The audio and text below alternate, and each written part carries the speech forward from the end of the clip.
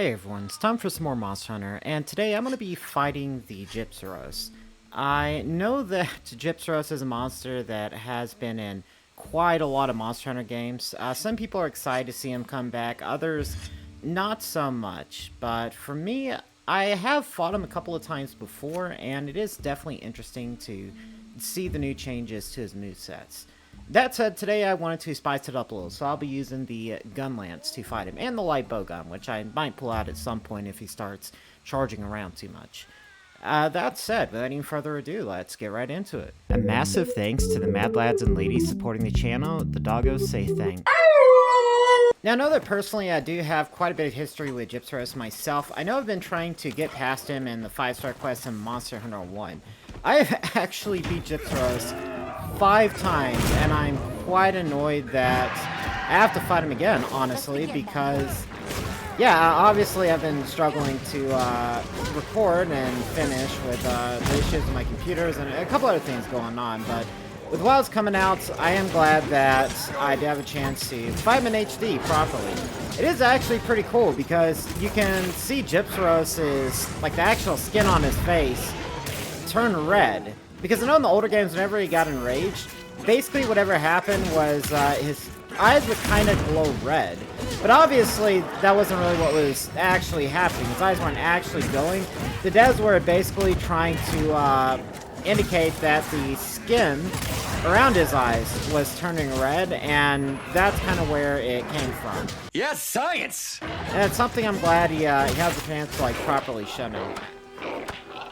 And of course, whenever he does flash, that is actually the point of vulnerability for him. So if you manage to hit him quick enough with a wounding attack whenever he's about to flash, you can actually stop him from flashing. Although, generally, whenever you do fight Gypceros, the main goal should be to go for the head as much as you can to break that flashing horn, because what will happen is he'll keep trying to basically keep trying to flash you, even though he's not able to. And obviously that'll lead to a big opportunity to get a good attack in. Now, something new about Gypceros, he actually has a lot of his old movesets. So, for example, the flying attack he does, or not really attack, but whenever he flies up into the air in order to get some distance from you, that'll still cause a wind gust. But his tail is much stretchier than it is in the older games. You can actually stretch it out quite far, and it is impressive to see just how far he can go with it. Of course, it's not too damaging because he is going to be one of the earlier monsters, but he does have his usual goofy charge attack. It's just that now, oh my goodness, yeah, I'm about to die. Now whenever he charges, he actually homes in on you with the poison attacks. So whenever he does this poison attacks, he'll actually like home in on his target, and obviously that can cause some trouble if you're trying to get away from him. Now, I know initially whenever I was fighting the Balahara, I was thinking, oh wow, man, this guy must be after the Balahara because he has so many more mechanics to him. He can flash you, he can poison you, and that tail is quite troublesome to deal with. But now that I'm actually fighting him, it's obvious he has less health and less defense. Well, I don't know about maybe the midsection, but he's certainly not as strong as the Balahara. Even all the status effects aside, because he doesn't really do a lot of damage. And whenever you do damage him, it's quite easy to stun. Even so, like I said, first thing you want to go do is try to go for that horn as much as you can. And as soon as that breaks, you're pretty much in the clear with him. The only thing you have to worry about is poison. Alright, so it looks like Gypceros is playing dead. What you can do is, you can do one of two things, I guess one of three things. You can, like, set down a trap or a bomb. So I'm going to set down a couple of barrel bombs. The NPCs know. But, oh my goodness. You can also carve him. So I'm going to risk it. Oh, I'm actually not going to risk it. He's actually switching now. So whenever he starts switching, that's whenever he's about to get back up. Also, something funny about the well-done steaks. They are now not really your ancient potions, but I'm sure that there's a certain point where they won't be as effective as ancient potions, but I guess they might be, because it seems like the well-done steaks will fully restore your health and stamina, as well as increasing them to, I believe it's 150. Although it looks like Gypceros is trying to get away. Obviously, I can't let that happen. I want to get in as much damage as I possibly can, and to do that, I need to get a wounding attack right there on his back. Of course, you have to be careful of these little insect guys because they will do a grab attack on you and get in the way. And it's not an insignificant amount of damage, so yeah, you just want to be careful with these little guys right here. They're certainly a nuisance.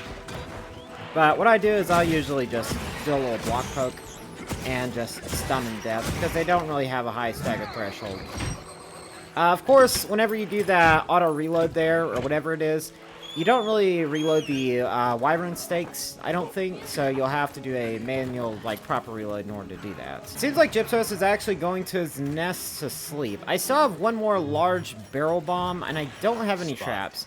I actually forgot to bring some barrel bombs whenever I restock this time, so what I'm going to do is I'm going to wait right back here, and hopefully the NPCs don't trigger him. Yeah, they're going to stay right there. Alright, good, good, good. And now that he's asleep, we're going to go ahead and do this right here. And since we have our NPCs, they'll also plant the bombs as well. Now that it's recharged, let's do this right here. And hopefully it doesn't launch us back. Oh! Wow, that's actually really impressive. That is quite the finish. Yeah, there's Gunlance for you. It's it's not really the strongest. I think the bow is the strongest, but it is quite powerful in the beta right now. So yeah, if you see this video before the beta ends, make sure you enjoy the beta for the last hour or two before it ends, because I'm pretty sure a lot of weapons are actually getting tweaked. I know the bow's getting nerfed in some aspects, but buffed in others. So its normal shots will do more damage, for example, but it'll be harder for it to lock on to basically all the wounds at once. Alright, I think I'm going to call it right there. Thank you everybody so much for watching. If you liked the video, leave a like on it. Subscribe if you want to see more comments, see more content like this. And leave a comment down below if you're excited about Gypsos coming back. Or let me know if you're not excited. If you would be happier if he was never in the game and never seen again, like Cephadrome, then yeah, definitely let me know your opinions down below. I'm excited to see what everyone thinks about the beta and about Wilds. I actually saw the launch trailer, and I'm quite excited for it. The amount of stuff they showed, all the moves, all the armors, it's crazy stuff.